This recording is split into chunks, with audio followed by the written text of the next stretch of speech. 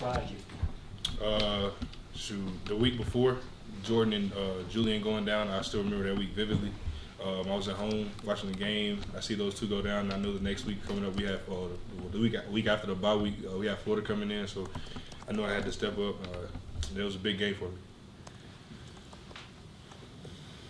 Zion, what was the focus for the defensive line during the bye week, and how productive do you feel like that bye week was for you guys? Just keep putting one foot in front of the next one. Just keep getting better at us as a team. Really, I wouldn't even just say as a D line. Just getting better over the bye week, not letting days go by, not working. Hey Zion, could I get some of your thoughts on Anthony Richardson, and then what kind of stood out to you on film when you were watching him? He's a physical runner. At 6'3", 230, 235, whatever he is. He loves the stiff arm. He loves to make guys look silly on film. So we got to rally to him and put a hat on him.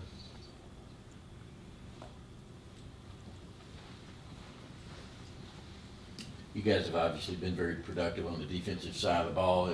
We're constantly asking about Jalen. Is he going to be well? Is he going to be well? Obviously, we don't know going into this game, but is part of that almost annoying to you because you guys are obviously – you and Stackhouse and they're doing a good job inside. What's the feeling on that? We love to have Jalen back. We know it's going to take some time for him to finally get back to 100% like he wants to be. But I think it's we're still keeping that next man up mentality. Not going to let just one guy hold us back. We're going to keep going and playing for him. Yes, I guess following up on Anthony Richardson, it seems like every week y'all are facing one of these quarterbacks that can extend plays and scramble and everything. How much better do you think y'all have gotten at that from the start of the season when y'all preparing for Bo Nix up to now? Really taking each week and kind of just honing in on what we got to do to stop him. We know we got to keep him in the cage, trap him on the left side.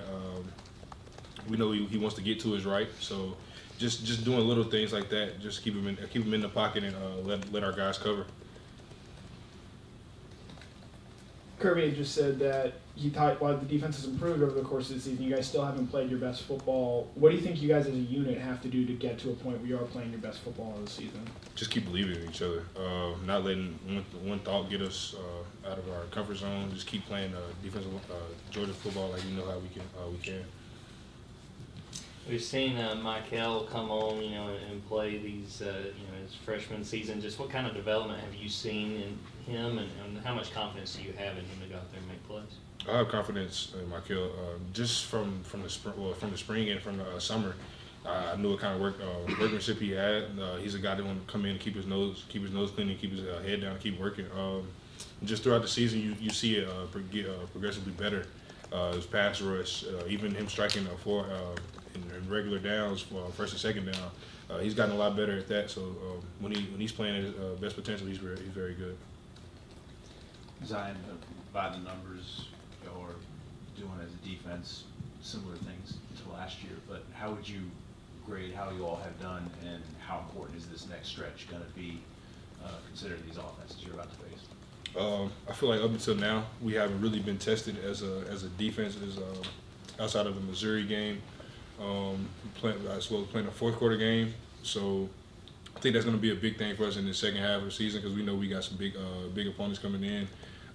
We're traveling to some big opponents, so we just got to hone in on Georgia football and keep playing. Zion, how would you describe Trey Scott's leadership style? What separates him from other defensive line coaches you have been around? He's gonna keep it real from the time you walk in the door to the time you lead a football field. At the end of the day, if your effort's sucky, if you're tired, if you're looking winded, he's gonna tell you. And if you're doing really good, he's gonna tell you as well. So I think it's just the fact he's gonna keep it real with you at all times. I think that's what makes him a great coach.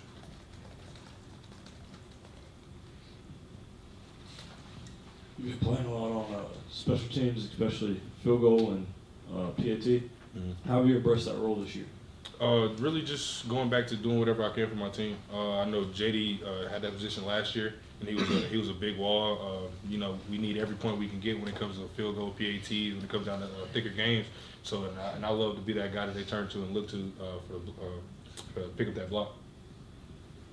Yeah, I guess you're on an extra point when Pod is out there and you have to change your jersey really quickly. Have you gotten good at that? How has that process gone in terms of getting in and out of that number quickly? And how did you learn to sort of get to that point where you're like, all right, I gotta go change my jersey and then run out there on the field and then change it and come back off? Shoot. So it's throughout the drive on offense. Whichever way we're going, I try to stay down towards that side of the sideline. If I see a big run, I know I got to find the two guys to get it on. Coming off, it's a hassle coming out. They had to cut the sides a little bit so I can get my arms in and out. But it's fun. I love doing it for my team, so I wouldn't change it for the world.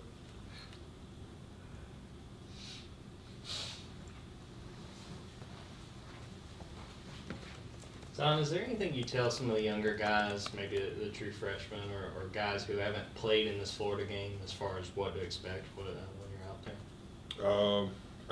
Coach Smart, he says it all the time. He said it a lot this week. When you can go out for warm-ups, there's not going to be a lot of people in the stands, like a regular home or away game. You got to bring your own energy. But when you come out for kickoff and the coin toss, it's just going to be half blue and orange, half red and black, and you got to be ready to go by the time you go back in for that the meeting for the game. So just having the guys locked in and knowing their assignment, knowing where they got to be. There's being at the University of Georgia, there's so many unique rivalry games with Tech and State. Auburn's such an old rivalry. Florida, what makes Florida such a special rivalry game? I think because we have a lot of guys that actually come from Florida to come play in Georgia, so I think they try to have this to be their best week because they know they're playing a lot of guys that they played in Pop Warner, middle school, high school maybe. So I think that's what kind of brings a different atmosphere to this game. What do you remember about that 2020 game? Obviously, y'all, the result wasn't in your favor, but I think you had a couple of hard hits where you got kind of senseless. Do you kind of remember that series of plays? Yeah, I do. Because Damian Pierce, he had just scored on I think it was on like the 3 or 4 yard line, and I kind of got mowed over. And Coach Scott, he actually told me, he was like, I don't know if I'm gonna put you back in, but next drive starts. He throws me back out there, make the play on second down. We got a pick six from Stokes the next play. So it was a big momentum change at the time, but it was a great confidence booster for me.